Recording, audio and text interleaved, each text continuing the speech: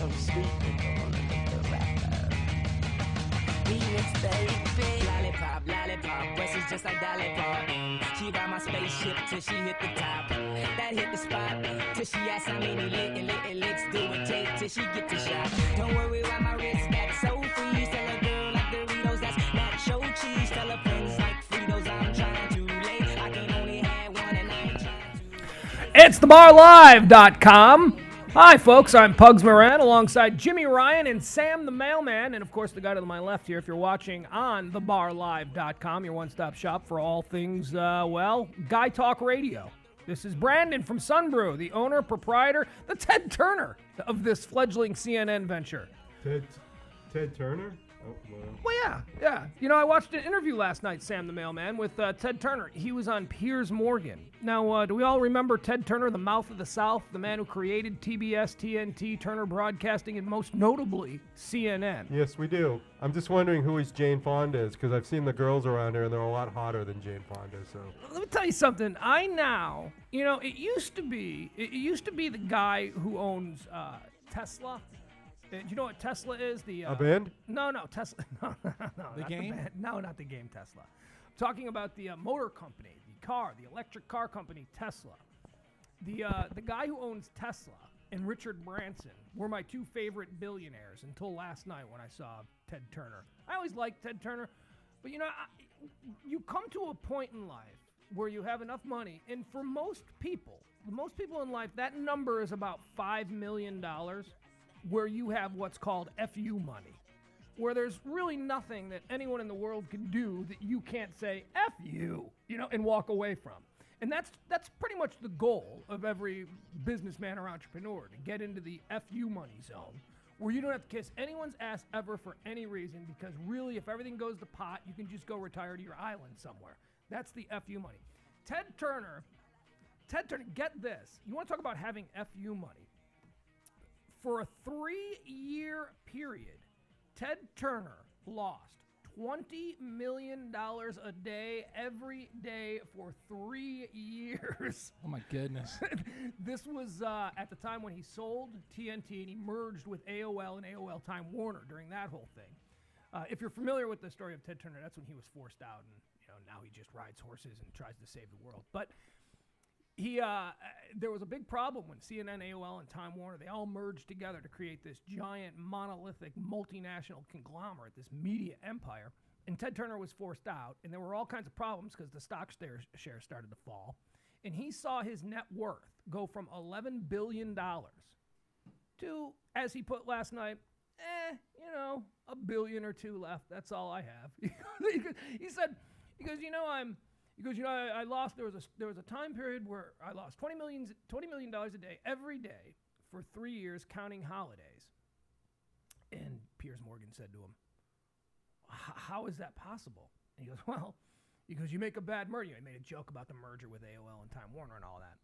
And then he said, "But it's all right. I'm a mere pauper now, but I've still got about $1 billion or so left, so, you can eat well on that." He just had the greatest attitude. Anytime a billionaire knows that there is no difference between having $2 billion and $11 billion, you got to applaud that. Because there is no difference. You can do whatever you want on $2 billion, just as you can whatever you want on $11 billion. Maybe there's you want to be ridiculous. Maybe you can't buy 5 professional baseball teams, but, so what? You can still get a couple of them, Who needs more than one? So Ted Turner, the mouth of the South, is now my... Oh, and he's also the kind of guy... He was asked by Piers Morgan, do you still love Jane Fonda? And they've been divorced for 10 years. And this guy is just so confident. He said, absolutely. He goes, "It's the great love of my life. I'll love her to the day I die." And he was just so... most guys, when they go through a divorce, a public divorce like that, they don't speak so glowingly. But that's what having $1 billion or $2 in the bank allows you to do. It allows you to just be happy, as he says. I'm just a happy person. Well, he basically was married at one time to the star of the song "Baby Got Back." So that in itself has got to be like a notch on his belt. What? I don't believe that's true. Who did the song "Baby Got Back"? Baby Got Back. ain't got a motor in the back of her Honda like Fonda or something. Remember that part of the song they talk? Oh, yeah. No, Brandon. Yeah, they mentioned Jane Fonda in that song. I don't believe he was actually married to the guy, but I'll check. That's did you get that off Wikipedia? No, I said wasn't Jane Fonda was married to Ted Turner. He was married to the star of the show of the song. Oh, the song. Oh, okay. So I thought you meant there's a lot of street cred to do that. Yeah, well, yeah. No, he's an awesome dude. I just like the guy. Yeah, you got to think about what this guy did. And they asked him, what's your proudest accomplishment? Is it, the baseball team? Is it the broadcast empire, the TBS? Is it all of his philanthropy and all that? And he said, no, the thing that I will be most remembered for and the thing that I'm most proud of is creating CNN. And then he went on to say, when I came up with the idea that news could be on a cable channel for 24 hours, everybody laughed me out of the room. He had to bankroll the whole thing out of his own pocket to prove everybody wrong. And now here we are, 30 years later, 40 years later, so whatever it is, 35 years since he started CNN. He said that there are over 100 CNN clones now, all around the world. And he's like, so, the people that were laughing at me, they finally got on board. I mean, the guy really did, either to a positive or a negative, he reinvented what news is and how we consume news. I mean, if you remember, I'm old enough to remember that when a news story broke, you either had to catch it on the 5:30 national news, hope that they mentioned it on the 10 o'clock local news, or you just had to wait for the paper in the morning. I mean, it was ridiculous. If a war broke out, you had to wait till the morning to read in the newspaper about what was going on in Baghdad or wherever the hell something was happening, Ted Turner comes along and he says, no. He goes, news breaks 24 hours and we should be covering it 24 hours. And now we consume news differently. I think that because of him, we're probably a more engaged society. I'm not exactly proud of the way the CNN clones have handled their business. CNN is still pretty, down the middle. They're not really right or left, although some people would say they're left. But yeah, Ted Turner, love him, the mouth of the South. Great interview last night on Piers Morgan. How is everybody? I'm good. I'm not well rested, but I'm good. No, man, me neither. I was up till after 6 a.m. this morning. You didn't go to bed at 6 a.m.? Yeah, well, I got a lot on my mind, Brandon. I'm, big changes in my life. I'm trying to do a few things, and I could not. You know what I learned? Here's the problem. I ran out of the last 3 nights. I've been taking Tylenol PMs, and I ran out of Tylenol PMs. So when you try and put your body cold turkey through that kind of stuff, it's not really. You couldn't go make a quick score at the local Walmart? No. They're open 24 hours. Yeah, no. Okay. No, that stuff's expensive, dude. That stuff's like $6 a bottle. I wasn't gonna run out at 2 in the morning to go spend $6 that I, may or may not have. More on that later. To buy these things. So basically, I had a couple of beers. I slammed a bunch of beers, and then I was just buzzed and awake. Okay. What's wrong, Jimmy? Yeah, you know what? I don't want to use this one. I'd really prefer a handheld. Can I use the handheld? Is this good? Is this better? Yeah, okay. This is more to my liking to sit like this. Well, you could have took the beers and maybe scored with the local guys in the corner and maybe a little trade out. Maybe, sure. Although, you know what my new beer of choice is? And I posted this on my Facebook page Homemade beer? last week. No, man, Natty Light. Natty Light. I have never drinking natural light before. I mean, what is a Natty Light? Does it stand for natural? Natural. Natty? Yeah, it's what we drinkers call it. It's natural light, but we refer to it as Natty Light. It's like a generic beer. That's what you think. Because sold at the dollar cheap. store. Well, if it was generic, it would be called beer. Oh, okay. This is just natural light. This is a brand. I believe it's made by Anheuser-Busch. Yeah, it is. Same people that make Bud Light. And it's like $3 cheaper than all the other beers. So I just always assumed that it was horrible. You know what? It's damn good. It is good. It's a really good ice cold drinking beer. Some beer connoisseurs would say, oh, it's a little watered down. But so what? I don't like a real hoppy heavy beer. I like a light beer. I was raised on light beer. My grandfather would throw light beer out if he saw it. Oh, it's garbage. Why am I paying for all water? I want to get my alcohol. That was his argument on light beer. Because he didn't grow up with light beer. He grew up with heavy American Pilsners, as many of our fathers did. Our generation, though, we're all light beer drinkers because it's all we've ever had. It's about the calorie intake, right? Is that the light beer is all about? Yeah, I think so. Yeah. Although I still think there's a lot of calories in light beer. I mean, more so. It's not like Diet Coke where there's only 1 or 0 Well, but if it's calories. half the calories, then it's a good thing. There's one called the 64 or something that's only got 64 calories in it. I see advertised. Yeah, I've seen that one. I think that's more. I think that's more than light beer has. I don't know. What does an average beer have? An 8-ounce or 12-ounce beer? What do they have 200 calories? Do anyone here know? I don't know. I would have to look that up. That's a Google search. How many calories are in the? Because I wonder, it's got to be more than a Coca-Cola, wouldn't it? You saying a light beer? Just a, No, it's just a beer in Budweiser. general. Yeah, I would say like how many calories are there in a bottle of Budweiser? Because you don't want it to be light. You want it to be an American Pilsner. Yeah, I'll look it up. Thank you, Sam. Jimmy Ryan, how are you? Do you not have a mic over there? No. All right. Well, then we won't talk to you. Brandon, Hey, how are you? I'm good, man. I'm just thinking about the beer. I'm always thinking about how the hell do people drink like. You ever seen a guy that drinks like 20 beers in a night? Well, I have seen that. I've actually been that guy. I just think about that, and I'm thinking like I'm not supposed to have even one Coca-Cola a day, and some guy can go have 20 beers in one night, and at one bar. How the hell can that be? I knew a guy in college who they challenged him to drink a case of beer over the course of 8 hours. Okay, He did it. it's 24 cans. 24 cans, yeah. Okay. They did, and he was a really big guy. So it's not like he was 5'7". He was like 6'4" and like 300 pounds. He was big, heavy, gigantic guy. He did it, but boy was he drunk. And we talked yesterday about the new drinking game down in New Zealand. Possum? Yeah, possum. The game of possum. If you are unfamiliar, kids out there, take note. It is the weekend after all. That's what's great about the internet. We can say that kind of stuff and not worry about a program director coming in and going, "You can't tell kids to drink a case of beer." Yeah, we can, because if you do it, you're stupid. So get off the internet. All right. So possum is a game in New Zealand that they're having a problem with, where a student will be challenged by another student to climb the highest tree with a case of beer and then stay up in the tree until the entire case of beer is gone or until they fall out from drunkenness. Possum. Sounds like a great game. sounds like a game for the jackass generation. That's Yeah. what it sounds like. Thinning of the herd. It'll be on Rob Dyrdek's Ridiculousness. Yeah. You ever watch that show? No, you know what, man? I do not watch everything. It's like I get the hives when I watch MTV for more than 15 minutes if it's not Jersey Shore. Jersey Shore is the only thing on MTV that I watch. Everything else just seems like, ouch my balls. Everything on MTV is ouch my balls. You know what, now. though? Hold on. There's one thing different, though. I love the way today, I put the correlation together, that they have My Sweet 16, the big crazy birthday bash, Mm-hmm.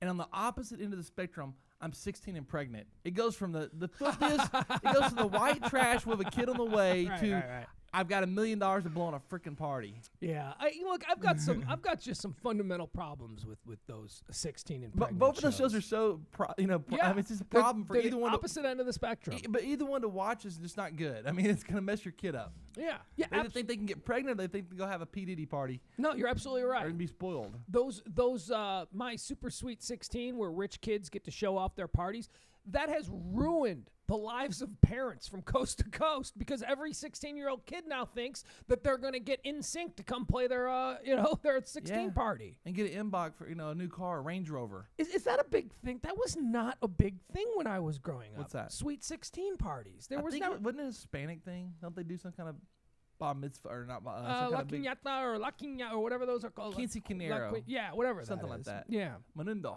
But I don't think, is that 16 or is that 13? It's something in the teens. Yeah, see, we didn't have big 16 parties.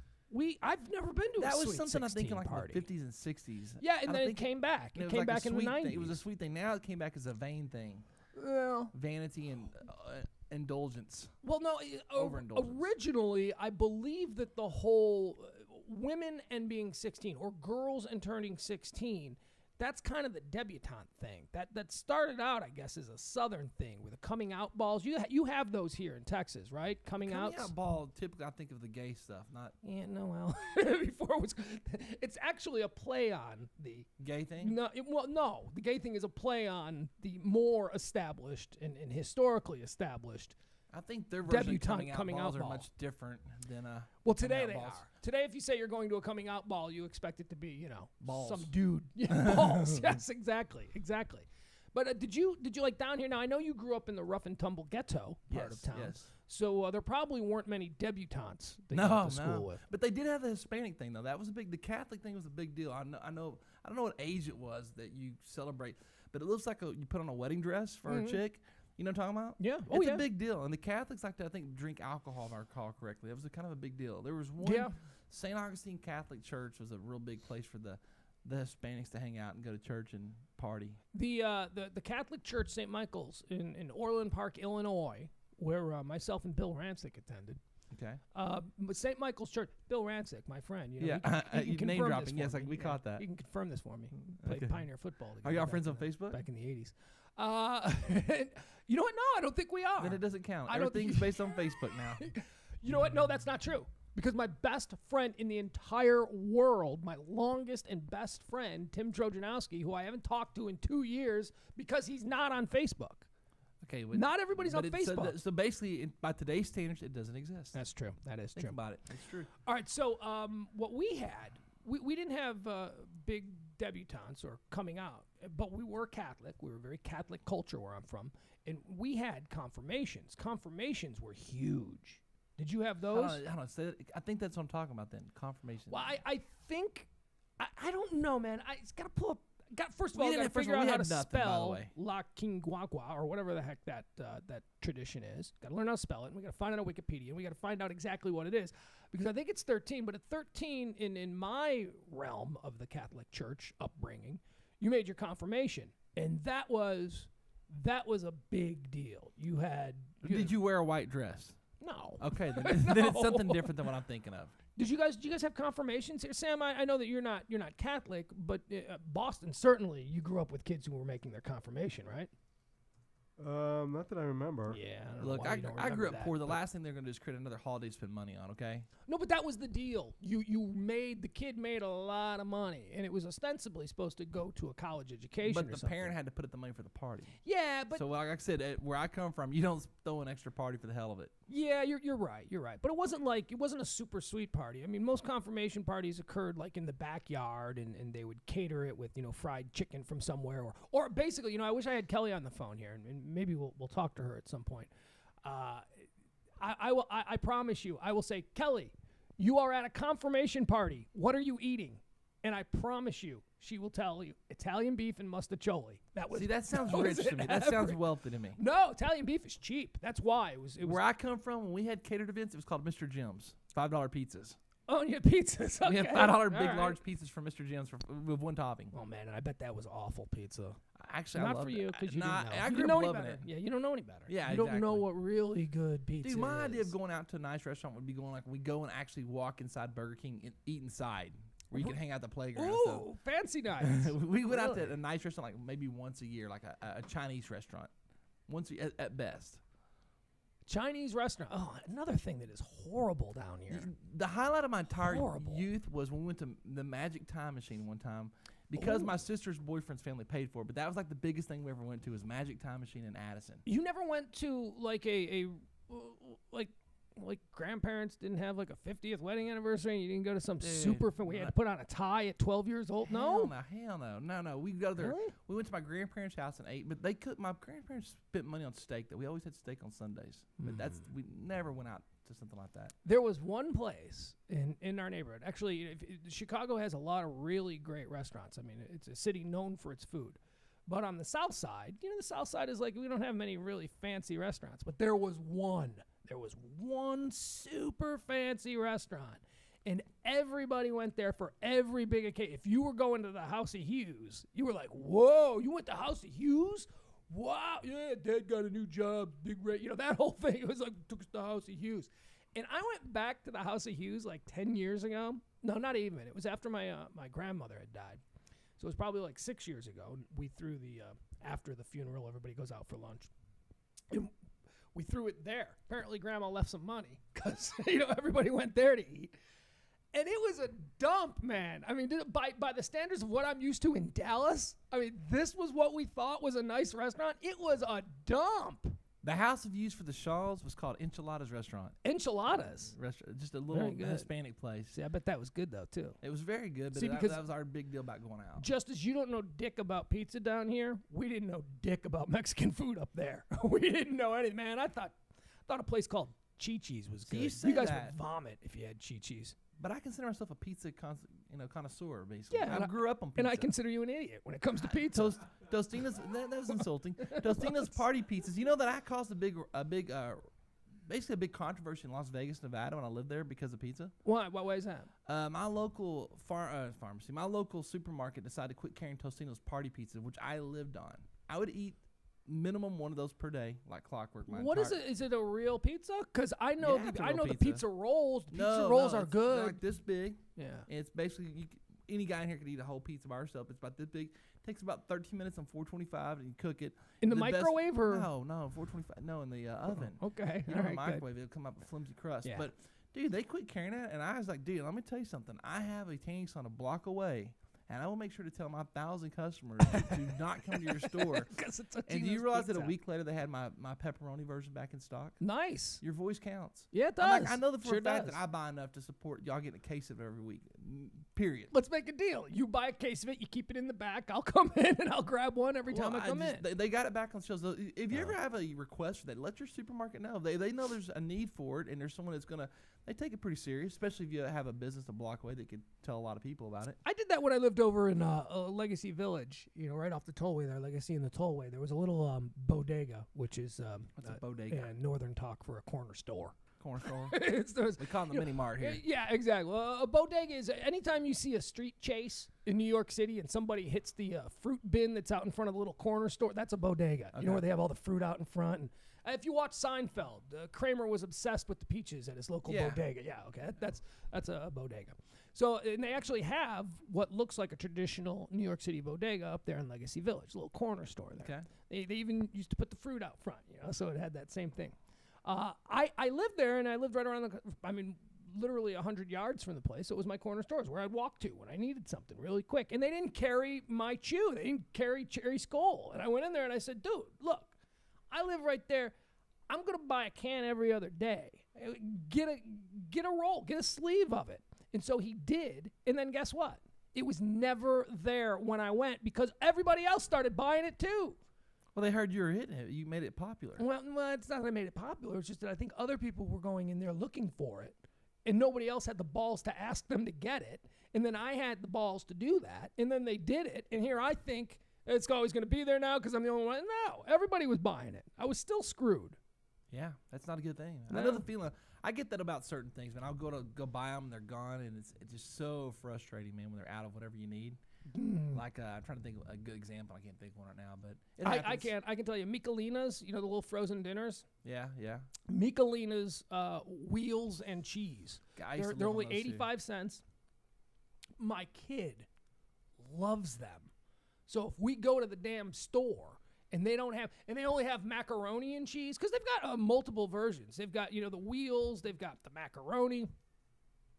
It's all the same damn thing. It's just in a different shape. He will not accept the regular macaroni and cheese because he knows that wheels are an option.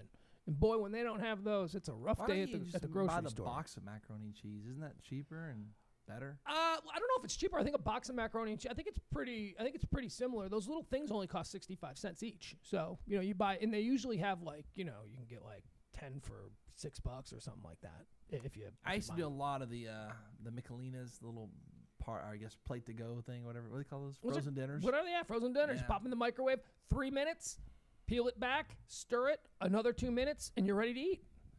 They're awesome. At least I love the ones with the mashed potatoes in there, and I like their mashed potatoes for some reason. But we're talking about the same thing. Pretty sure we are. Yeah, it sounds to me like you're talking about TV dinners with different compartments. Yes, I am. Yeah, no. These are the ones I get are just one bowl, fettuccine. Oh, I know exactly what you're talking about now. Yeah, Yeah, really I got you. They're I got really you. good. It's been a while since I've had them. All right. Well, Sam, do you want to do some news here? You got anything you want to throw out there, or should we just jump in? How do you feel? Well, we got a celebrity death. Uh-oh. Who died? Beastie Boys MCA is dead at 47. Adam Yoch. Are you kidding me? Adam Yoch. Yeah, he's had cancer that he's been fighting for years. They're not saying if he died of cancer, but that's the speculation that it finally. Ooh, Rock and Roll Hall of Famer. Yeah, he finally succumbed to cancer. MCA. It's funny.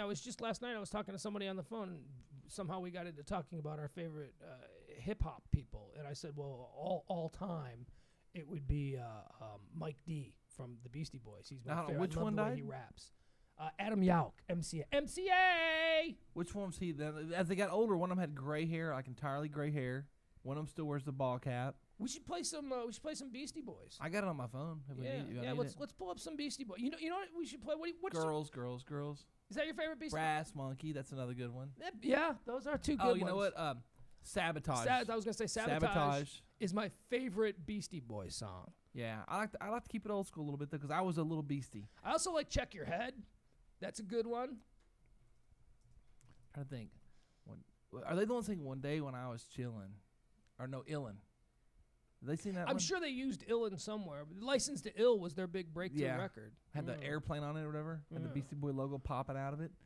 That is crazy. Okay, so it's Mike D, MCA, and who's the other? It's I'm Mike D and I rock so well. Mike D, Ad Rock.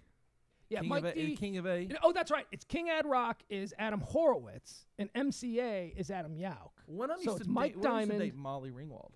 Yeah, that was Adam Horowitz. That's not MCA. That's King Ad Rock. It gets so confusing. And he also acted. He started acting for Oh, a really? while. What was he in? Yeah. Anything big? Yeah, he was in one movie that was pretty good about a kid that went away to rehab, and it was all those. I don't remember what it was called, but it was like around 1989 or so. It was a pretty successful movie. You'd know it if I said the name. You go, oh, yeah, that's right. He was the guy in that, or the kid. Now, see, that's what really starts hitting home with the guys that you grew up that are kind of your age. They're older than me a little bit, but not far. Mm-hmm. And they start dying off. Like Whitney is gone now. It's like all my 80s pop heroes are going to be gone one day. He's 47 years old. I didn't realize that they were that much older. I thought that the guys in the Beastie Boys were just like, a year or two older. I was than in me. 7th and 8th grade when they hit big. Yeah, I was okay. Yeah, I was a freshman in high school because I remember my friend Eric Krasinski. I was sleeping over at his house, and he had the cassette tape. Did you of have the License look? to Did Ill. you have the whole look going for you? The Beastie Boy look going? No. You weren't wearing Adidas. No. No laces, baggy shorts. No. To embrace. See, you have to remember that this is the thing about the Beastie Boys. They were, let's tell you what. Let's take a break. It's bottom of the hour here, so let's do this. We'll play a little tribute to Adam Yauch, 47 years old, MCA of the Beastie Boys, who died earlier today. It's thebarlive.com.